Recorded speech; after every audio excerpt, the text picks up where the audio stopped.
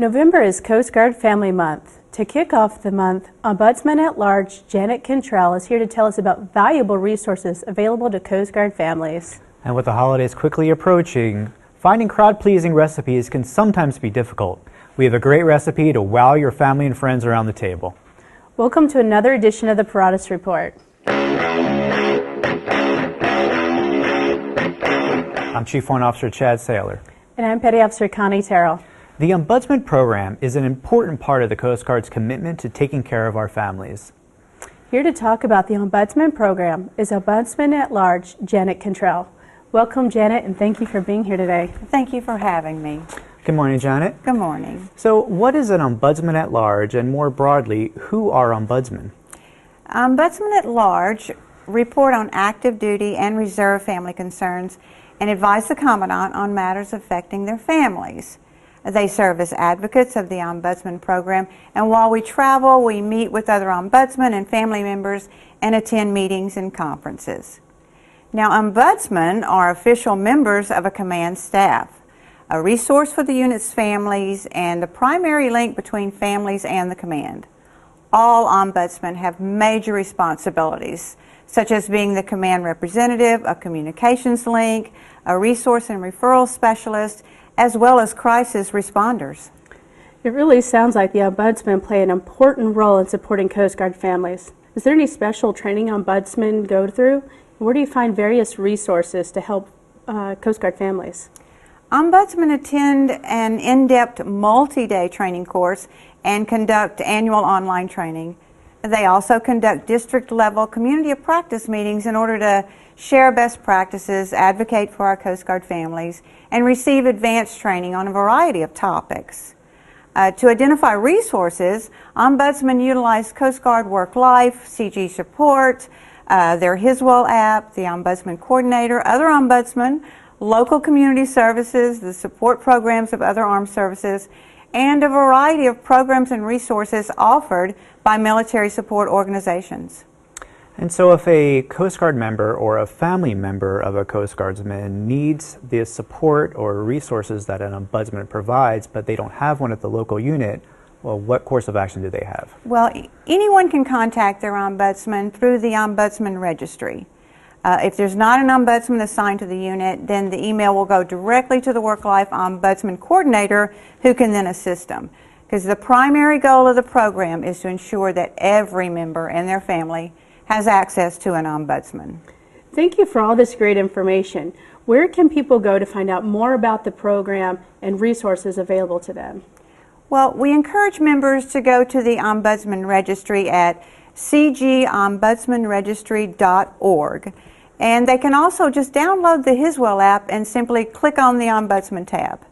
The Ombudsman program is just one of the many benefits the Coast Guard offers for our family members. For example, the Coast Guard reimburses adoption expenses up to $2,000 per adoptive child and up to $5,000 per year. And there are also several resources for spouses looking for employment, like the Spouse Employment Program, which provides career and employment advice. And the Military Spouse Employment Partnership, which connects military spouse-friendly companies with Coast Guard spouses seeking employment. Additionally, unemployment compensation could be available to Coast Guard spouses that had to resign from their jobs due to a PCS move. The Coast Guard recognizes that life for Coast Guard families can be difficult at times.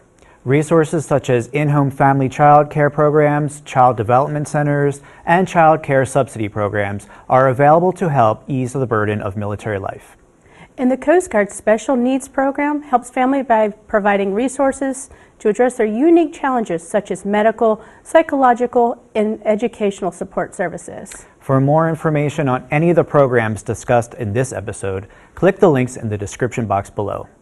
The holiday season is here, and many of us are looking for new recipes to add to our old family traditions. We've got a great Coast Guard approved recipe to serve around your dinner table this year. So here's FS1 Jose Sermeno with instructions.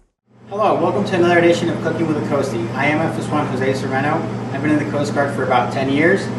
Today we're going to be doing a Thanksgiving edition of Cooking with a Coastie. We're going to be doing pumpkin creme brulee.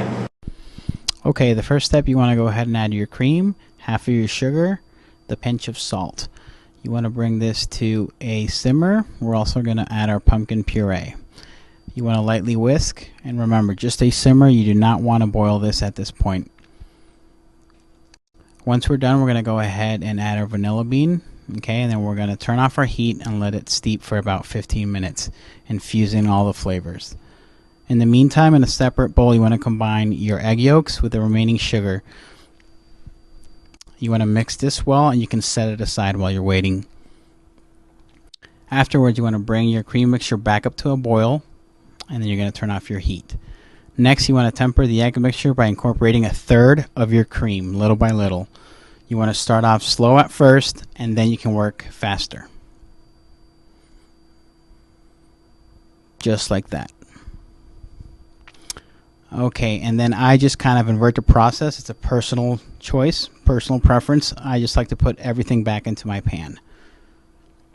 All right, then you want to go ahead and strain through a chinois, get all of those flavors into that pitcher there, and then we're going to fill our ramekins about 2/3 full. We are going to cook in a water bath. This helps to impede the crusting on top. Next, we're going to put some brulee sugar, and we're going to go ahead and lightly torch. For garnish, I used a caramel whipped cream and more salted caramel on top. That does it for this episode of the Paratus Report. To stay updated on the latest and greatest, check out our blog, Coast Guard All Hands, and other official social media sites. Thanks for joining us on the Paratus Report. See you next time.